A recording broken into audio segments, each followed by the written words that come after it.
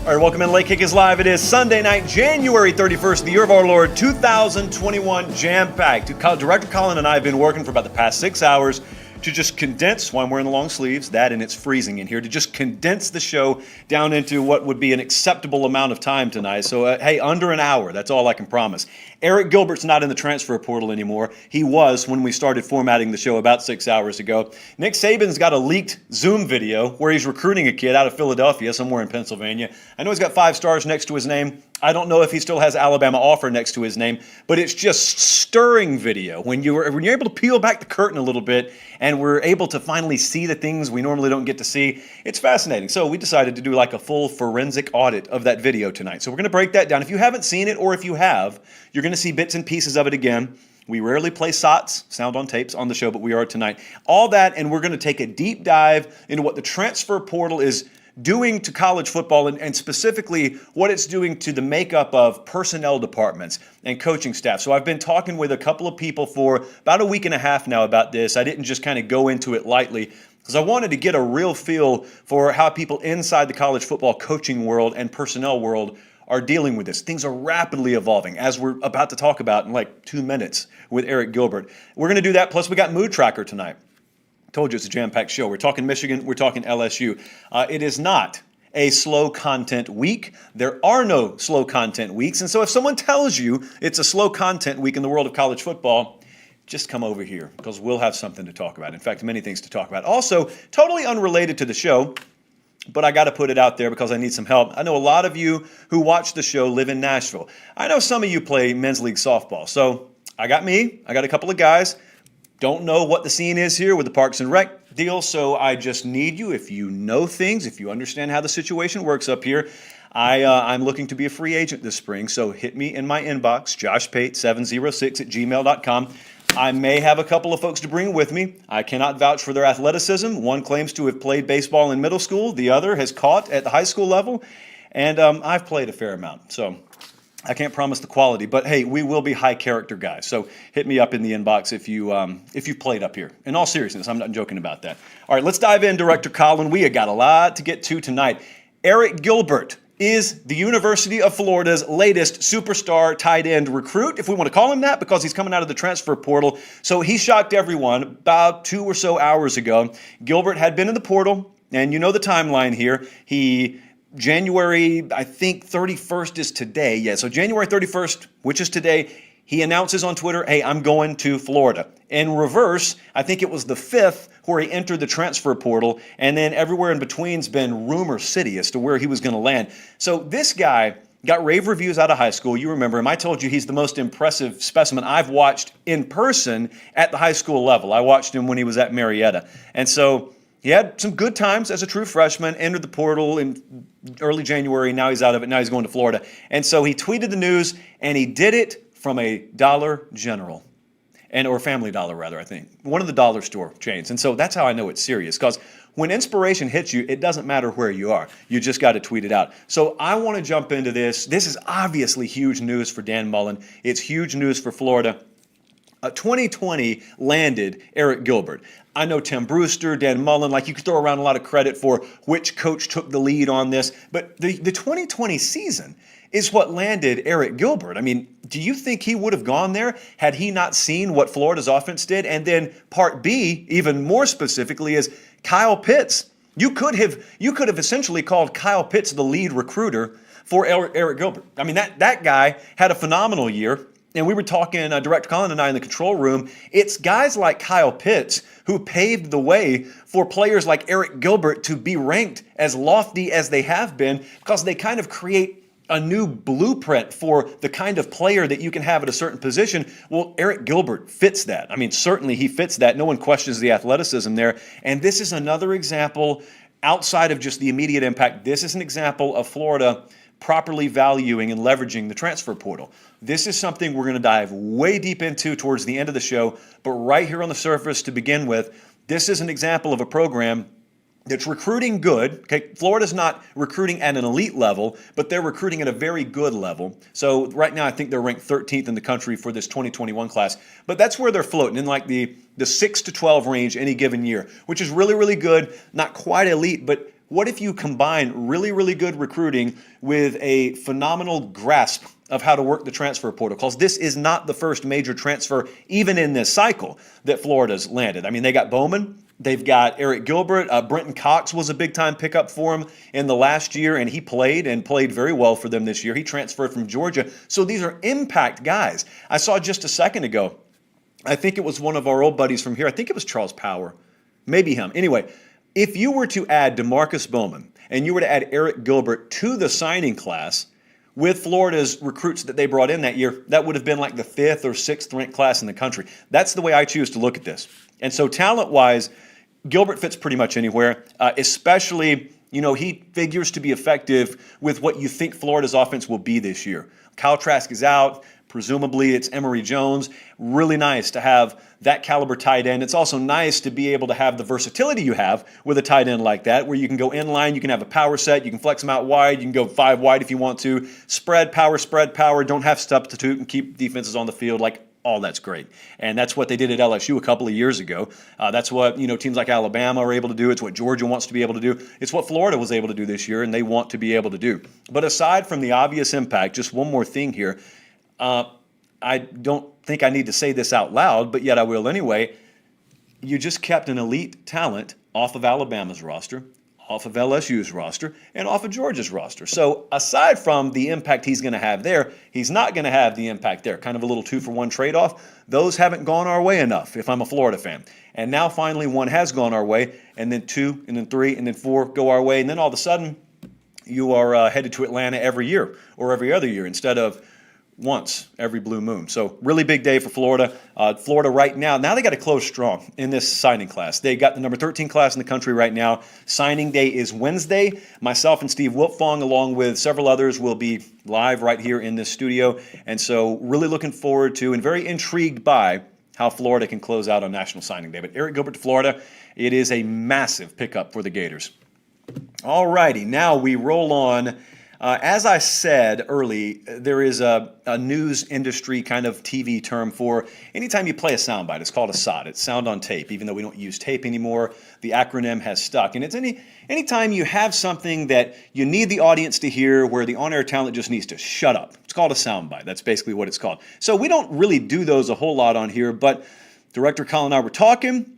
We got some video out there. It's a couple of days old now. It's this video that leaked of Nick Saban. So here's your nice, easy in-cut, Colin. Nick Saban had a recruiting video, kind of a Zoom chat with a recruit who shan't be named, doesn't need to be named. It's not really germane to the overall topic here. It went public, and it was like 15 minutes long. Now, I was in this very office when it went public the other day, and I made sure to watch the whole thing because I thought it was going to be deleted pretty quickly.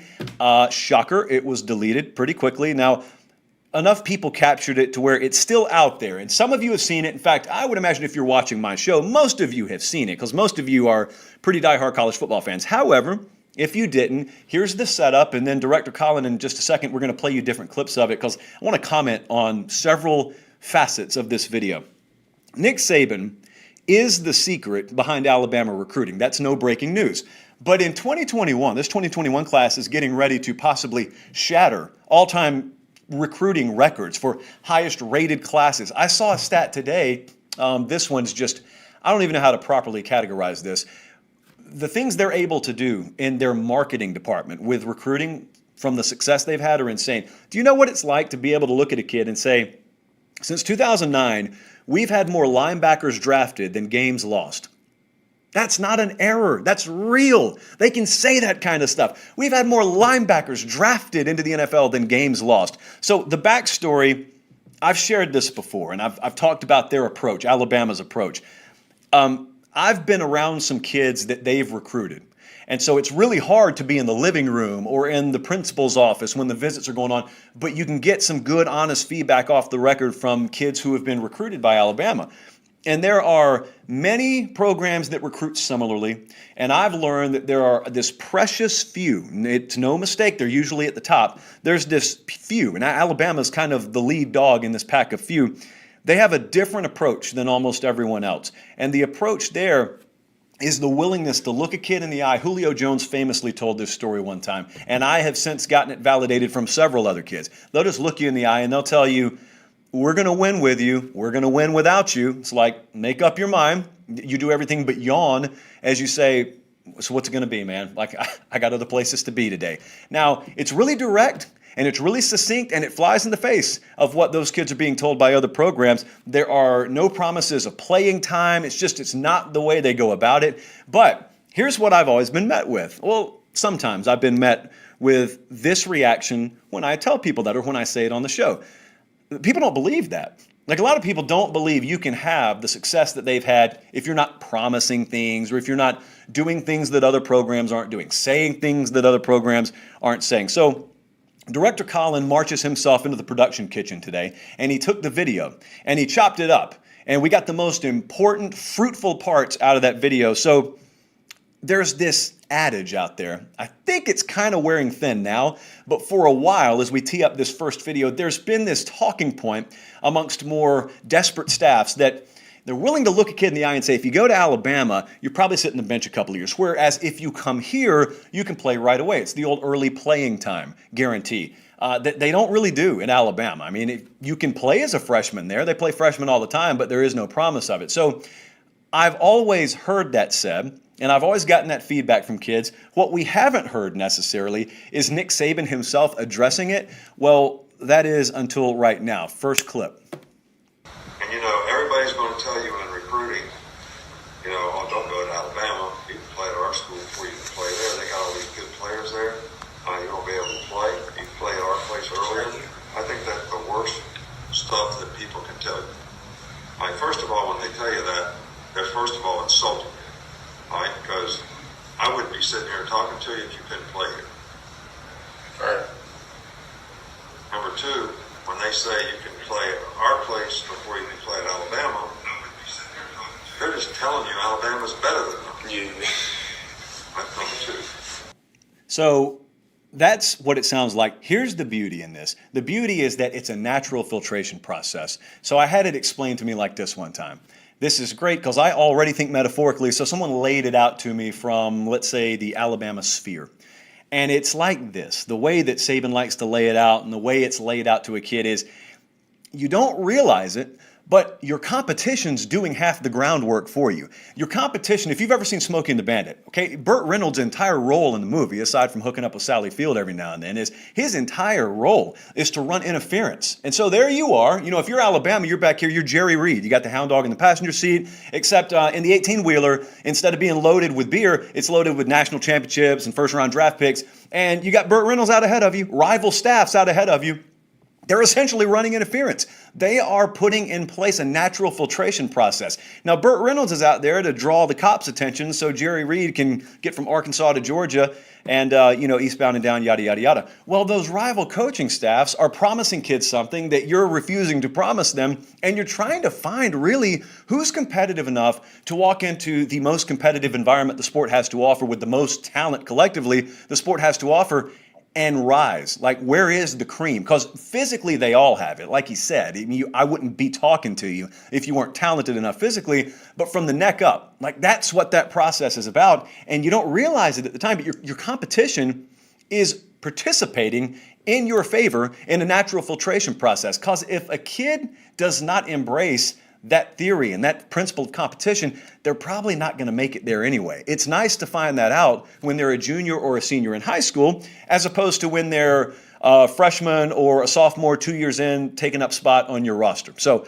that's the first part of that. It's always appealed to me because I don't really think a lot of people grasp necessarily that you're doing their bidding for them when you're out there promising playing time all over the recruiting trail. It's kind of hard, though, I've always noticed it's very hard for normal people to grasp a competitor's mentality, because I've watched elite kids sign with programs like Ohio State or sign with programs like Alabama, and the rosters are already loaded. And so they're always in the comment sections on the message boards, there are always folks who say, why would you ever go there instead of coming here? Because here, you look at our depth chart and then you look at their depth chart. Why would you ever want to go somewhere where you're probably going to ride the bench for 2 years, whereas here you'd play immediately? I get the mentality, but what I don't think you get if you are of that mentality is that a competitor's mentality is the total inverse. A competitor looks at the easy route and says, no, because I'm looking over here and it's going to be a knife fight every day at practice for me to even get on the field.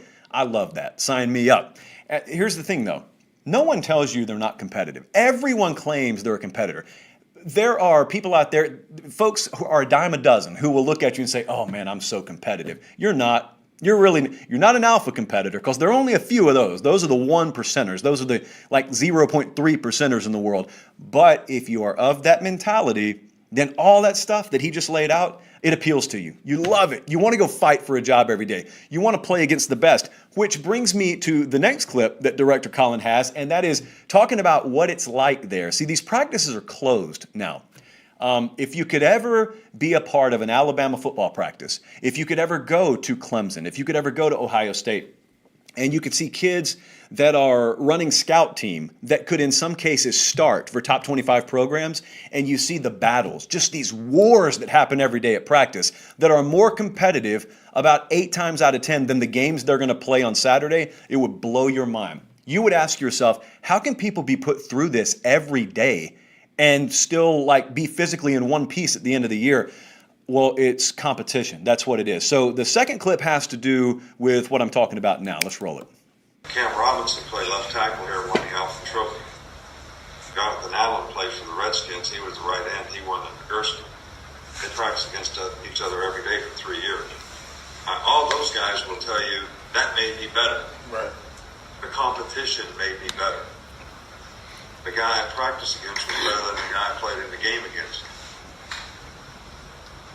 So don't listen to that.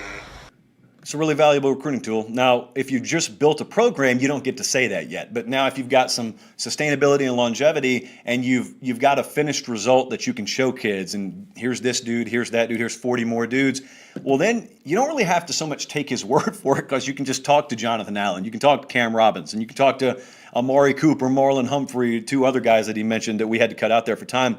But I always am humored. And we'll hear it this week, inevitably. Bama's going to have the number 1 class in the country for this cycle. And so I'll get some folks in my inbox who will pontificate as to the reasons why. I mean, there's this kind of notion that there's the Bama bump in our industry. You know, in other words, Alabama's recruiting classes aren't actually that good. If these kids were committed somewhere else, they wouldn't be rated as high. Well, that's only valid if they underachieve in mass relative to their rating. Have you looked at the NFL draft? Is there a Bama bump in the draft too?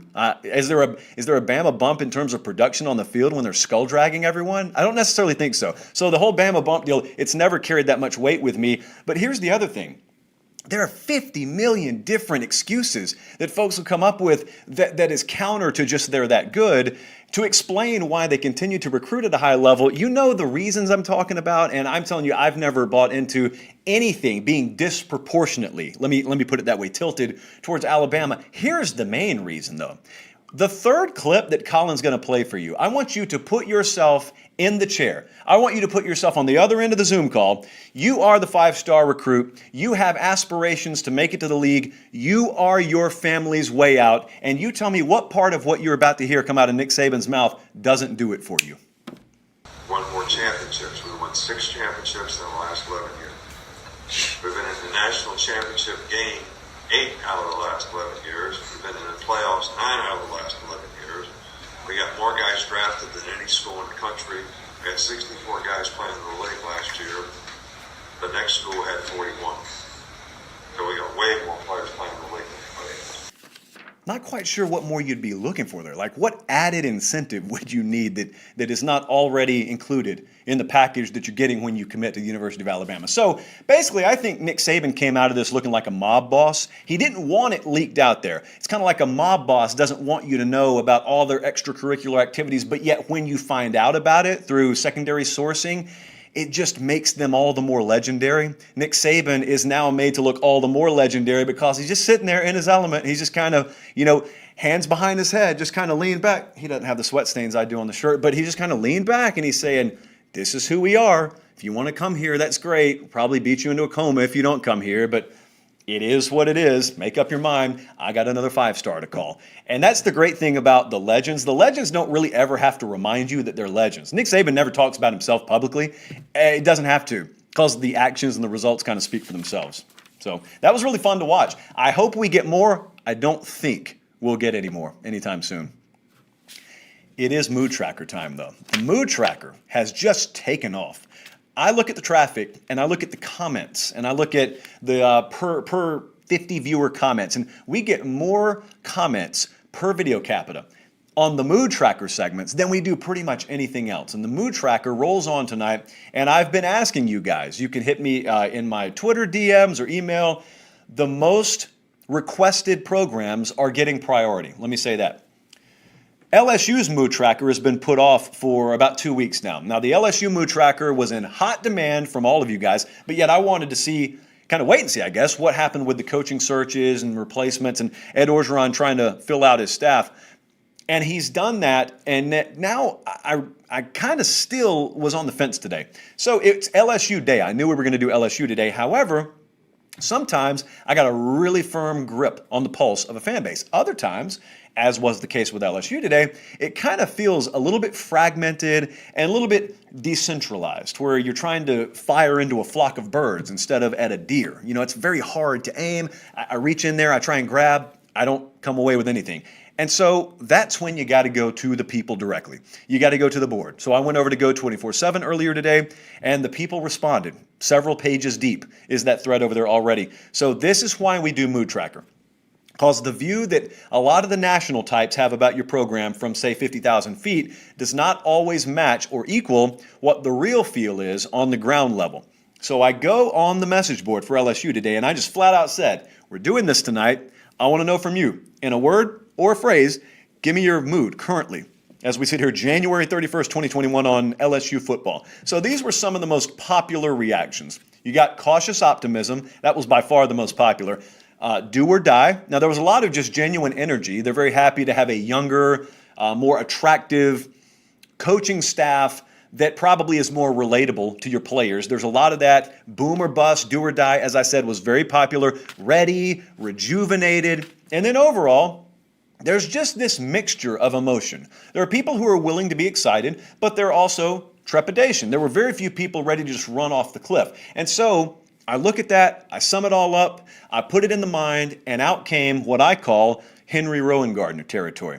Now, this is not a football movie, it's a baseball movie, but if you're familiar with the movie Rookie of the Year, Henry Rowan-Gardner was a 12-year-old pitcher for the Cubs. Very tough last name to pronounce, but he signed with Pepsi. He was a millionaire, really good player. And it was because he had an arm injury that made him throw like 113 miles an hour. So with LSU, they're kind of at the place right now where Henry Rowan-Gardner was when you got that do-or-die game to win and go to the playoffs. You've seen the fastball, so we know you can throw like 109 miles an hour, but then you slip and you fall, and the arm pops back into place, and all of a sudden you're just a 12-year-old again. And you say, I'm okay, but then you get on the mound, and your first warm-up pitch, 2 hops the catcher at like 48 miles an hour. And so that's where we are right now. We've seen the fastball. 2019 was incredible. No one could stop it. And then it's like LSU football collectively slips on a banana peel or a wayward baseball, as it were, and you convince everyone you're okay. For example, if you're Ed Orgeron, you convince everyone, no. Not only are we okay defensively, we're better. We're better under Bo Pelini than we were under Dave Aranda. And we're going to be fine everywhere. We're just going to be good. And then it was bad. But since we've seen the fastball, and since the LSU Nation has seen the fastball, no one's ready to sell. No one's ready to punt. We've got some off-the-field situations that aren't really football related that I have no skill in being able to speculate on. But if we put that over in this compartment and just hope it turns out, which is all we can do right now, and we're talking about strictly on-the-field matters, everyone's willing to forget about 2020. I don't know a person that's going to say, yeah, I know this guy won us a national championship, and I know we had one of the most legendary seasons in the history of college football, but I just can't get over 2020. No one's saying that if everything gets righted. So you can make the case, even if we're sitting here right now because we don't know how the future plays out, if you're trying to get yourself invested again, and you'll be in this mood. If you're an LSU fan, if you're not already there, come August, first few days of practice, you'll be looking for any reason possible to remember 2019, forget about 2020, and invest in 2021. Here's how I think you do it. You just have to convince yourself that 2020 was an anomaly, and you could convince yourself that 2020 was doomed from the beginning. So you had all the departures for the NFL draft. You had replacing the combination of quarterback, offensive coordinator as I look at it. I know in title you didn't, but let's be real. You replaced your offensive coordinator and defensive coordinator, and then you got a bunch of talent to replace. You also had a lot of off-the-field dynamics that were just bad. And so, in retrospect, I think long before Mike Leach came in there and did what he did in week 1, things were probably just doomed. You can make that argument, and I could buy into that, having not seen 2021 and beyond. So all that stuff is fixable, is the point. It's fixable if you got proper leadership. So in other words, what we're waiting to find out is Ed Orgeron the man? If he's the man, then all this stuff that's fixable will have been fixed. And for all we know, it already has been fixed. But you got to show me the fastball, because that's how we're going to know. Like LSU winds up against UCLA. They open, by the way, in Pasadena. I'm not so sure I don't want to make that trip. If California's open by then, it's only 8 months from now, so we'll see. But, I mean, if they head out to Pasadena and they put one high and tight under Chip Kelly's chin at about 98, you're getting good and loose, looks nice. We got quarterback figured out. We got OC figured out. We got a younger, more energetic coaching staff. Recruiting hasn't gone anywhere. I mean, recruiting's still fine. The energy around the program's still really good. You don't get a feel of inevitable doom. You feel that at some programs. Even though it's not over, you can tell it's all but over. That's not the feel around LSU at all. That's not the feel around the fan base. The fan base is just kind of like they just took a shot to the chin, and they've just gotten back up at about the count of 7. And it's like, no, I'm good. I'm good. Okay. I got my wits about myself now. Is that going to happen again? I hope that doesn't happen again. That hurt. I want the feel where I'm the one delivering the blow like I did in 2019. So right now, cautious optimism is the best we can do at LSU. Hopefully, you got a lot of elements out of there that didn't need to be there. You kept the elements that do need to be there. And now you bring in another very talented freshman class. You get quarterback figured out. Hopefully, the offense looks like it did a lot more in 2019 than 2020, and things will be well. But if you're saying 2021 is the not necessarily do or die season, but it is the show me season, I got to agree with you. I think 2021 for LSU could very well be what 2020 was for Dan Mullen and Florida. There were a lot of questions about Mullen. He wasn't on a hot seat, but there were a lot of questions, and he validated, even in what turned out to be a 4-loss season. It's kind of weird that Dan Mullen validated a lot of what people wanted him to validate, because they beat Georgia, they won the East, they were prolific offensively, and then it just kind of got weird towards the end of the year. Well, LSU, hopefully not losing 4 games in the process, but LSU really needs to get back. They need to get the fastball back in 2021. We're also doing Michigan tonight. So let's hop, skip, and jump our way up to Ann Arbor, Michigan. The Michigan Mood Tracker. Here's what it feels like to me. I got some Michigan buddies, so I don't necessarily always have to go to the message board and ask, hey, how you feel about this? How do you feel about that? Sometimes I do. But when they're all in agreement on how they feel, in the iJosh, when I'm texting them, I don't really feel the need to do that. And the kind of feel that I've gotten from my Michigan compadres right now is somewhere in between the plant and the harvest. So I guess you would call it being in growing season. Like no one, at least from who I've talked to, no one feels overly jacked and overly enthusiastic about Michigan football in 2021, but yet no one's burning couches in Ann Arbor anyway, or either. So it's kind of somewhere in between. You're just kind of waiting. You think you've done everything you need to do. You've made a change at offensive coordinator. You've got your quarterback on campus now. You've got some good young wide receiver talent coming in. And you re-signed a coach for what that's worth. I'll talk about that in a second. You're just kind of looking at the ground every day. You keep doing your due diligence. You keep watering it dutifully. You're waiting for the harvest. And so far, looking at the ground here, I don't really see anything sprouting. Maybe it's like that Chinese bamboo and it grows like 60 feet over the next 10 weeks. Hopefully that's what Michigan football is going to be like. But if I'm a Michigan fan, as I like to do in these mood trackers, I'll just kind of walk over to your side of the fence and I'll kind of look over the fence with you. What more do we do? We're kind of powerless here. You know, sometimes if the fan base hasn't properly invested, there's something you can do. Like you can kind of activate and mobilize yourselves. And then hopefully in turn, the athletic department responds and the football program responds. And you kind of see the football program ride a tidal wave of fan support and momentum that previously hadn't been there. I would argue Central Florida football fits that description. Well, that's not Michigan football. The support's been there forever. And so if I'm a Michigan fan, if I'm an alum or not, if I'm just looking there and I'm saying, what more can we do? I don't know, man. I'm invested. I watch every game. I buy my season tickets. I buy merchandising. I donate when I'm asked to. I don't know what more I'm supposed to do. And so here would be my concern, to be honest with you. Maybe I'm speaking out of turn here, but this would be my concern. My concern, if I'm a Michigan fan, would be maybe I'm a little bit more invested emotionally than the athletic director and department and university here. That would be my concern, because there was a lot of staff shuffling, but that was only after this weird speculation period about whether the man you're seeing on your screen, Jim Harbaugh, whether he was going to come back or not. And so he re-signs or signs an extension, and they reduce his overall salary, and it's loaded with incentives, and it just kind of felt weird. But yet we replace our defensive coordinator and our safeties coach and our corner coach and our quarterback coach and our offensive line coach. That's great. We had to change something. That's wonderful. We wondered whether it was going to be head coach. It's not. And so instead we got kind of a lot of aesthetics. What we don't want to see is deck chairs being rearranged on the Titanic. Hopefully that's not what this is. But here's what I'd want to know. Did anything change about our DNA? Like if we don't have the DNA, I don't care that we put on a new shirt, a new pair of khakis, pun intended, a new pair of shoes. I don't care about that. We're still in here, like we're still the same. So I want to know that something in here changed. It's pretty obvious that where Michigan's really been lacking up until this last year, predominantly where they had been lacking was on the offensive side of the ball. Now, this year, there were multiple places, both sides they were lacking. So Don Brown's out as a result of that on defense. But Josh Gaddis, I'm still of the opinion, even 2 years in, that I cannot properly grade the Josh Gaddis hire, because I think that they were so behind the curve when it came to needing the kind of personnel that Josh Gaddis needs to run the offense there. I think it takes a couple of recruiting classes. And so you've got J.J. McCarthy, for example, which is the most talented quarterback they'll have the moment he steps on campus, obviously. And you've got some young wide receiver talent. They've got some really, really fast wide receiver talent.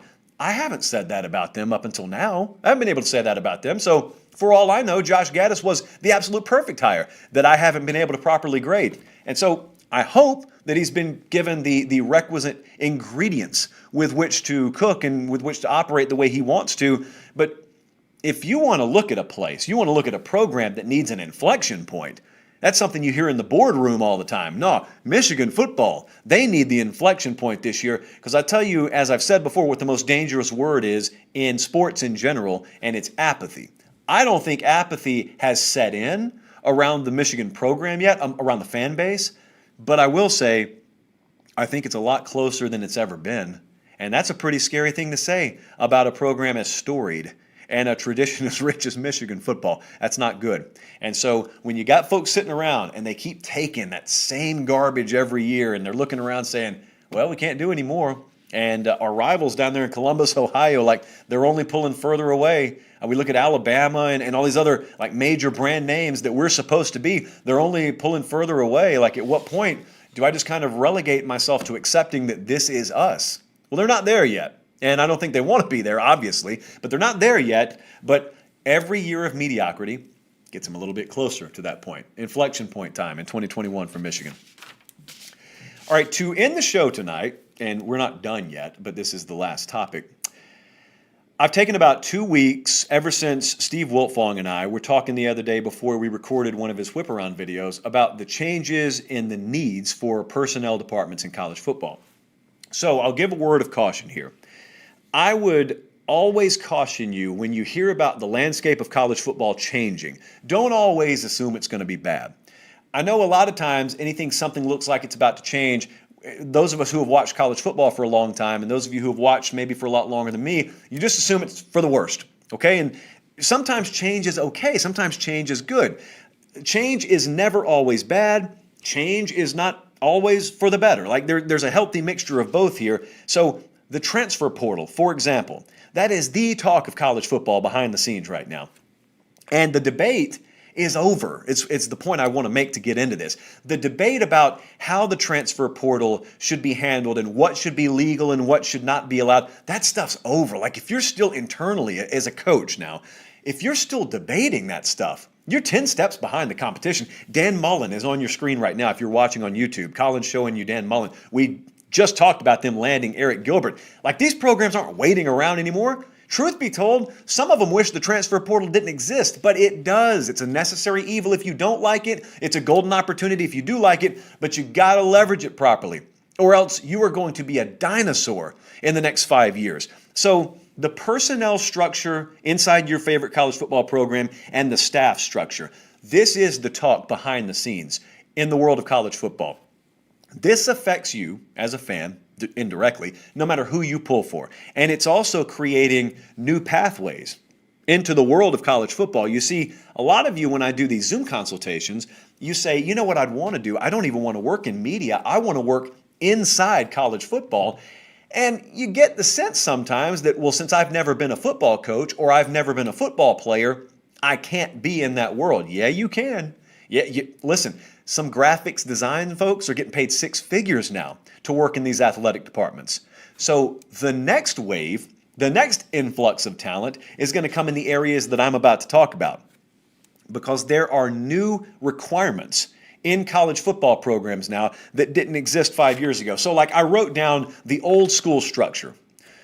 Let's go to 2005 or 2010, even as recently as probably 2015. The old school structure, you've got your coaching staff, you got your strength and conditioning staff, you got your nutrition specialist, you got your sports medicine department, your doctors, you've got academic advisors, you've got your compliance team, which kind of is a vestige of the athletic department, but that's who you would have. Then in your scouting departments, you'd have your high school scouts. That's recruiting, traditional recruiting. You would have JUCO scouts to know the JUCO scene out there, and that's more of, sprinkles on top of your recruiting class.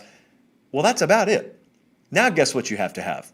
Now you got to have a director of scouting for FBS and FCS. In other words, the kids who are already in college, you continue to scout them. Because any given year, like 15% of them may go in the transfer portal. And then, and this is where Uncle Wiltfong the other day brought up another really good point, you need to have a director of acquisition. It's almost like a talent acquisition specialist. And this person's role would really be twofold. Number one, it would sort of be recruiting the portal. But number two, it would be keeping your current roster either happy or intact or satisfied, or whatever you want to call it, making sure that they're on top of any kind of interwoven problems that may be bubbling just below the surface that could end up with a disgruntled player in the transfer portal. You got to be on top of that. You just don't have time if you're a coordinator. You don't have time if you're a head coach to every single week be doing a full autopsy of every single scholarship player you have while also getting ready to play Texas A&M on Saturday. You don't have time for that. And so if you wait for someone hitting the portal to know them and talk to them, you're done. You can't wait until that happens because too many of your opponents, too much of your competition isn't doing that anymore. And if you don't have the creative and psychological aspects of attracting and keeping that talent mastered, you're also done. You're going to be a ghost. You're going to be a dinosaur 5 years from now. And these are abilities you didn't even need to have 5 or 10 years ago. You got to have it now. It's okay to be reactionary. Like a lot of these coaches look around and they don't want to be the first to try something, but they don't want to be the fifth either. Like they want to let someone else be the test dummy, and if that works, okay, let's implement what they're doing. That's okay. It's okay to be reactionary. You can make a living, and you can make a good living being reactionary. But what you really want is you want a head coach or you want leadership in place along with your head coach that are instinctive enough to be at the forefront, to be at the cutting edge. Be doing, for example, what Dan Mullen in Florida have been able to do with the transfer portal. You're going to need to do that every year, okay? The same programs that benefit in an elite manner on the recruiting trail theoretically should be the same programs that could dominate the transfer portal if they needed to. It's not always going to be that way, though, because theoretically, if you recruit at a high level, and you're maintaining from an acquisition standpoint your roster, you may not need to dip into the transfer portal. So what you're capable of doing versus what you need to do every year may not always marry up, but you'd a lot rather be able to do something you don't need to do than not be able to do something you do need to do. So think about everything I just said and then combine it with what's coming. Because the next wave is name, image, and likeness. Now, that's something that, speaking of Florida, major programs all over the place, Florida, most recently I was reading about, everyone's positioning themselves. Everyone wants to be at the cutting edge of name, image, and likeness. But I'm thinking about the future of a head coach in college football. The future head coaches in college football will be more CEO in nature than they've ever been. You've always called coaches that, and they are, because even right now, or even 5 or 10 years ago or 20 years ago, you're running a major organization. there is a vast majority of your day-to-day, week-to-week, month-to-month, year-to-year schedule that you're doing things that have nothing to do directly with the game of football, but yet you are a leader of a football organization, and so you have to do it. But here's what I think. You have to be a master of so many of these things that are football related, but they're secondary in nature, like acquisition, like the transfer portal, like name, image, and likeness. If you think about what a future head coach could be, I guarantee you there's coming a day in college football where there are going to be head coaches that are top 10, head coaches that are winning 10 games a year that are probably C to C plus at best if you were to get them on a grease board. When it comes to football minds, they would be viewed as very average, but yet they're exceptional leaders and they understand how to run the entire organization. And at that point, a college football organization will dwarf in 2025 what a college football organization was in 2015, to the point where you could have some names that are viewed as elite head coaches 5 or 10 years from now that never would have gotten a shot, and you know what, to be a head coach 5 or 10 years earlier. That's how the sport's evolving. Now, you can tell me whether you think that's good or bad. I always welcome your feedback in the comment section, because to be honest with you, I don't have a full grasp on how I feel about that. But here's the thing. If it's going to happen, especially if you are in this world, your opinion's irrelevant. You got to either adapt or die. Two options there. There is no in between, because in between by default is you dying.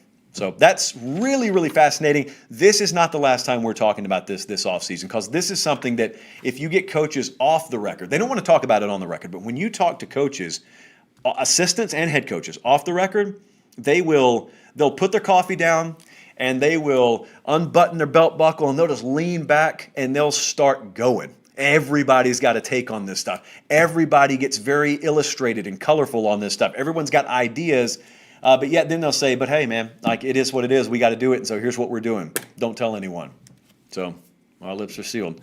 My lips are not sealed on this, though. I appreciate you guys giving us a lot of traction on the channel. We have got a signing day show coming up Wednesday. So here's the schedule for this week. National Signing Day is Wednesday. Uncle Steve Wiltfong and I will be in studio, and we will do a full 3-hour live show on Wednesday morning. So make sure you're subscribed here. Make sure you click the bell for notifications. Some of you were watching the 5-star reveal show the other day and noted that we accidentally went live like an hour early. So you got to see a very classy sound check from me, and then you watched me randomly talk to myself as I went over notes for like 15 minutes. Just stirring television, if you will. So hopefully we don't do that Wednesday. But we will do a live show. We'll have a lot of commitments on air. We're going to have a lot of back and forth. Wiltfong is kind of like a computer that also has a heart and a soul and a mouth and vocal cords. And so it's really nice because you just reach over there and you say, give me 4.5 minutes on Purdue signing class. And Wiltfong, it just starts talking until you tell it, okay, don't talk anymore. We're moving on now. That's enough on Purdue. So it's a really easy job for me. Can't believe they're going to pay me to do that, but I appreciate that they will. So hope that you'll join us. Make sure you subscribe and follow me on Twitter @LateKickJosh. And remember the call to action on the front end. Any of you who are active in the Nashville men's softball scene, I need you in my inbox, joshpate706@gmail.com. because I'm new to the neighborhood and I need to know the deal up here. So until next time, for Director Colin and Producer Jordan on the podcast side, I'm Josh Pate. Thanks so much for watching. Have a great start to your week, and God bless.